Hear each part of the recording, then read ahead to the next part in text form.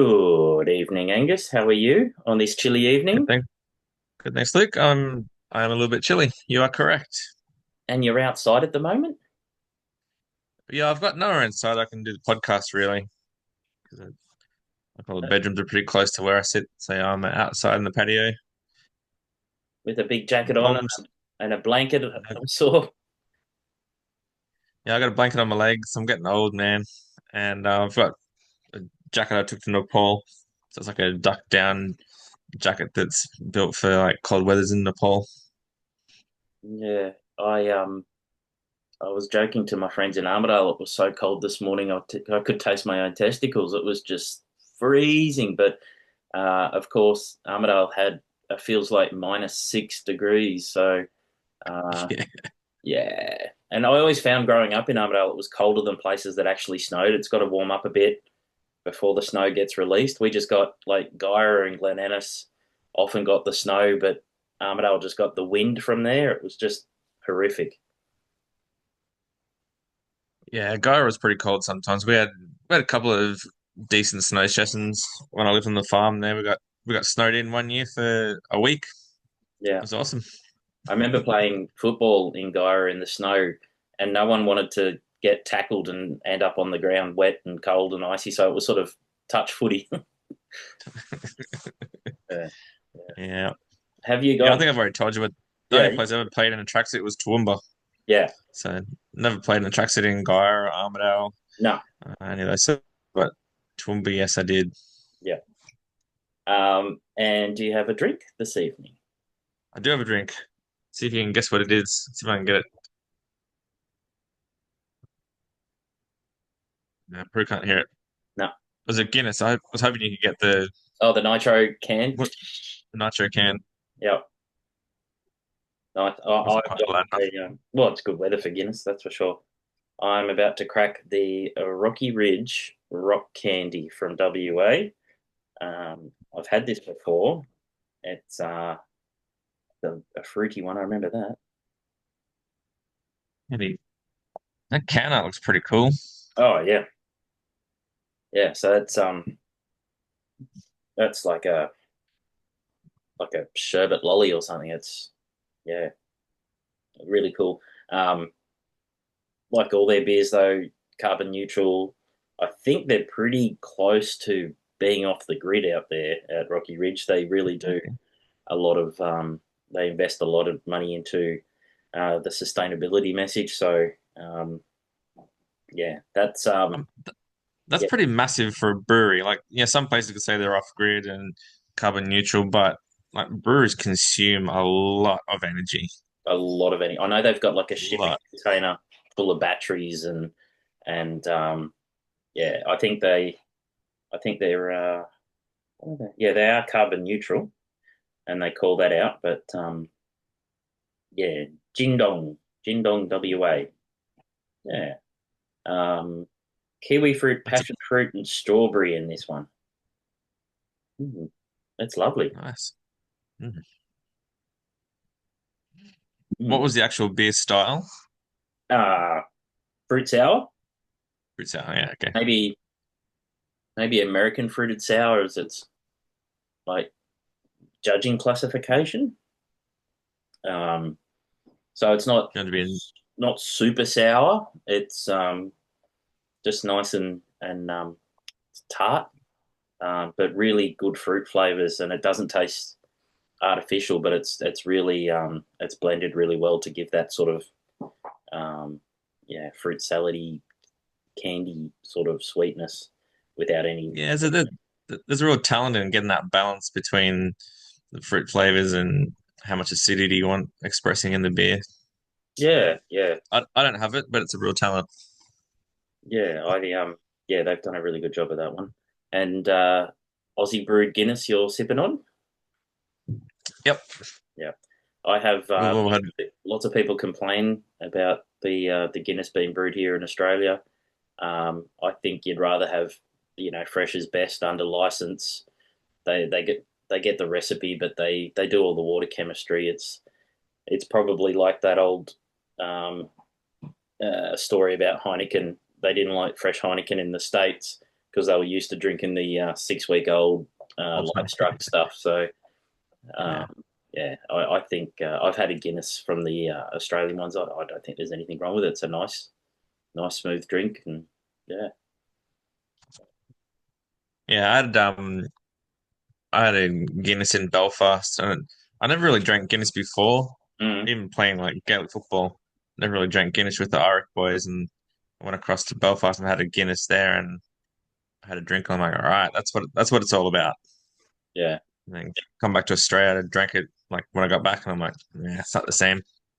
yeah, That could have been some of the atmosphere I was in, like 600-700-year-old pubs and that sort of thing. Might would six have seven added a hundred bit year to old the 600-700-year-old beer lines, maybe. yeah, maybe. I'd have been drinking it a bit warmer too than what we would normally have here, or probably not in your case. You Uh, don't even need a fridge out there at the moment. no, I don't. No, no. I don't know if that was back in the days when Guinness had inspectors where they would send people around to drink Guinness out of the pubs incognito, Yep. and so you would either get your supply renewed or your supply cancelled based on how the beer presented and was it in a Guinness glass and did they put onto the Guinness bar mat and all this stuff. So I don't know if that was still kicking around then. Yeah, that's pretty good. Pretty cool marketing and quality control, isn't We've all had a million Guinness. So I'm not going to bother talking about it. it? Splitting the G and everything. Yeah. Yeah. Alrighty. So not an extremely busy week in the world of beer and sport, but I've just got some little tidbits that I found around the place. Some cool beers being released. The first one I had was the Bentspoke and Mountain Culture on the Terps, a terpene black IPA, sort of following on for our listeners from last week on BQB 10. I was talking about terpenes there, and Bentspoke Yeah. and Mountain Culture have come out with one really Mate, cool. you're ahead of the market. Yeah, I'm really thinking of getting that one because I think the terpene in a black IPA, I think that'd be pretty cool. I also had the Mountain Culture Garage Project Majestic Haze last week, and it's probably a pinnacle of what a hazy beer can be. Um, it's I think they're actually rebrewing it to release it to a bigger audience because they just absolutely nailed it on the head. It was fruity with a little bit of bitterness, no hop burn, thick as hazy. Um, yeah, so I don't know how Mountain Culture are doing this, but they've just got nearly a new collaboration every week at the moment. Plus all the stuff they've done with the Fox Friday, and yeah, I think they're very busy at the moment. I can't remember which brewery I was reading about, Yeah, but they said this year they're averaging a new beer every 5 days. yeah, probably them or That, Range. Yeah, that is ridiculous. not and how do they even like? I know you can print on cans these days, but just not just keeping up with your inventory, tank space. Yeah. Yeah, yeah, it's just ridiculous if they're pumping out a new beer every 5 days. That's Must, unheard of. must have their processes dialed in and like you said, inventory and tank control. That Yeah, or it must be might just be every 10 days because they've got a couple of sites. So one they alternate between the sites or something. Um, oh yeah. if they're capable of doing that, I don't know. But that would just be crazy, just from packaging. And then you've got to register with the CDS and or your container deposit schemes if they're doing that. They'll learn the getting the artwork ticked off, and yeah, that's a bit crazy. In saying that, another brewery in Brizzy here that seems to be releasing beers willy nilly is Working Title, and they've got a poker pack out at the moment for Lock, Stock, and Four Smoking Breweries. One of my favourite movies, of course, from Guy Ritchie. So it's four different beers collaborating with four different breweries. Diamonds is a 7.5% red IPA with Kicks Brewing. Clubs is an 8.5% black IPA with Bracket. cool to see that Bracket's back around after having to close their and move their whole operation in Sydney. Hearts is an 8% cherry ripe pastry red with Future Brewing, which sounds really cool. And Mm. Spades is a 10% coconut rough pastry stout with one drop. So there sounds some really nice beers there. They all sound pretty good. Yeah, yeah. So I think that's a really cool little concept for four beers and after the poker deck of cards. So yeah, So um, are they doing a 4 pack of that, or you don't they know yet? are, and you get a deck of cards with it as well. Working title deck of cards. So um, yeah, I might have to dig one of that. I think it's limited numbers from my beer dealer. You can get the 4 pack and a pack of cards. So I might have to see how my bank balance goes for that one. And the other one I saw this week was Holy Water, the alcoholic brewed seltzer. They've been really trying to get away from Paktek, so they've gone to the sugarcane 4 pack holders. But they always had a problem getting them on, so they actually did some 3D printing and came up with an application system that can do a 4x4 at once using compressed air and 8 pistons. Um, and I think it's a really cool solution to getting those sugarcane holders on. I did play with them a little bit when I was in the brewery. I did find that the sugarcane was great, except when they got wet. So if you were in the fridge or anything like that, they do disintegrate a bit. But it's a really good idea because they're still not a really good Paktek recycling system. I know some breweries take them and reuse them, but as a general rule, that full on end to end Paktek recycling system that Visi was supposed to be a part of, I don't think we see much of that around yet. Yeah, was the sugarcane the one? Does that feel like kind of cardboard? Yeah, it looks like Like cardboard, feels like it's like cardboard. cardboard. Yeah, They do some I remember having a plates couple and of four cups packs and in the things fridge like and they just fell apart. that. Yeah, yeah. Yeah, Maybe the technology's getting better and they're a bit sturdier, but yeah. And you had Young Henry's, their site in Newtown is being demolished, so they've got to look for a new. yeah. Apparently, yeah, their building's been demolished and it's going to replace with some 6-story monstrosity. So it sounds like they're looking for a new venue somewhere. I know most of their bulk stuff gets brewed at Tribe at Goulburn. Most of the Young Henry stuff, and I'll have to touch base with Richard, the owner, and see. I know they're pretty popular around that Newtown area. You know, they sponsor the Yeah, Rabbitohs and things like that, which is really cool for a craft brewery to sponsor an NRL team. So it'd be really cool if they can get something around that Redferny, Newtown area still, and still sort of stay loyal to their home. Young Henry's probably a teenager now, though. Maybe they'll have to change the name. Yeah, he's young probably at heart, Henry's. teen Henry or something like that. But I hope they find something. It's when you've got these landlords and they're going to put a 6-story residential place in, then yeah, they've got to they can't do much with that, really, can they? Yeah. Must be a constant stress as a brewery where you don't own your own building. Just that constant threat of the landlord going, yeah, I'm putting your rent up or yeah, smashing the building down or whatever it is. And then you've got tens of thousands of dollars worth of brewer equipment and you've got to put it somewhere to keep your beer supply going for your customers.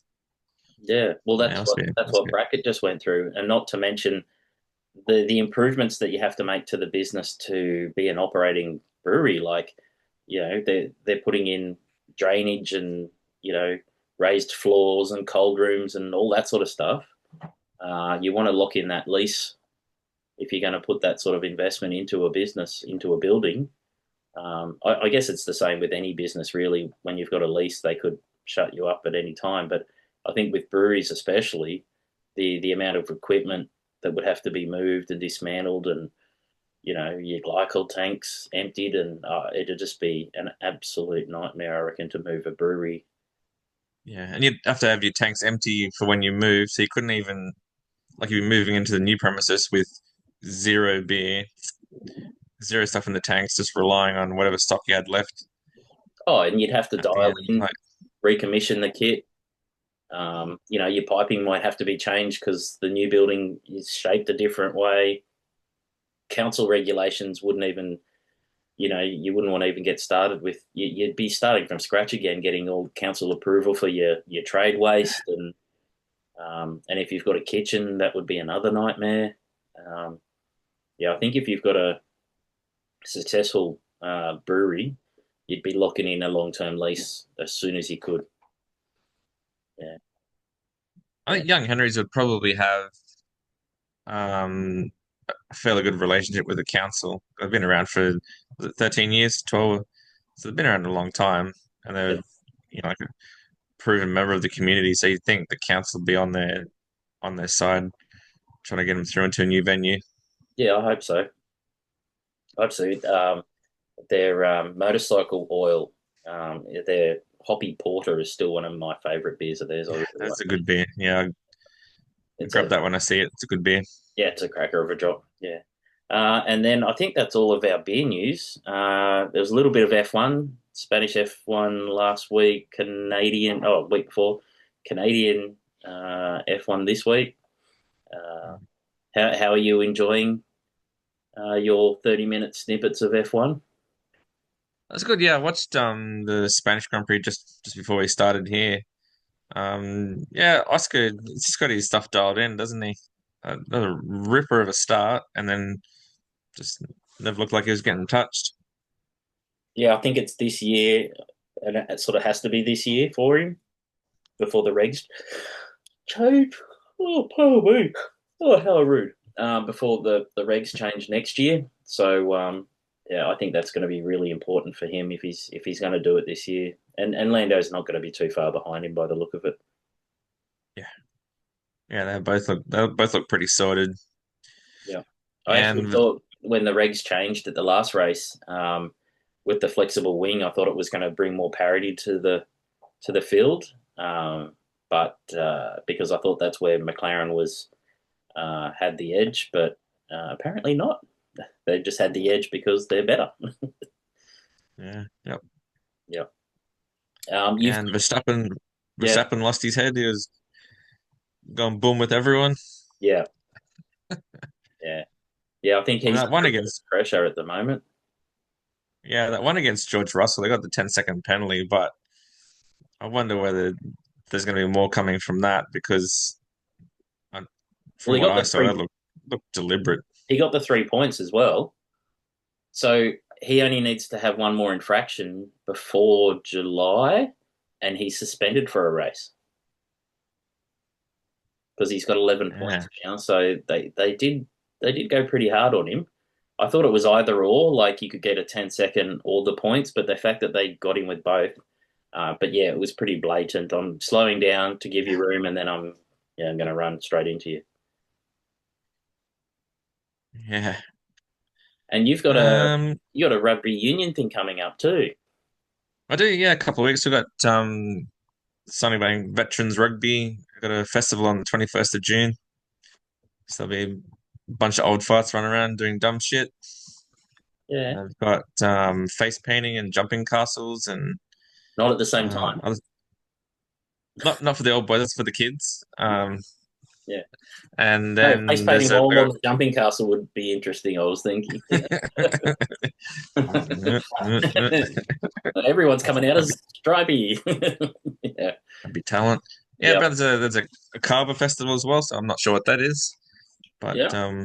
we've got quite a few and, and Islander guys in the team, so they're organising a Kava festival, so So that'll be they're interesting. doing a proper carver ceremony there.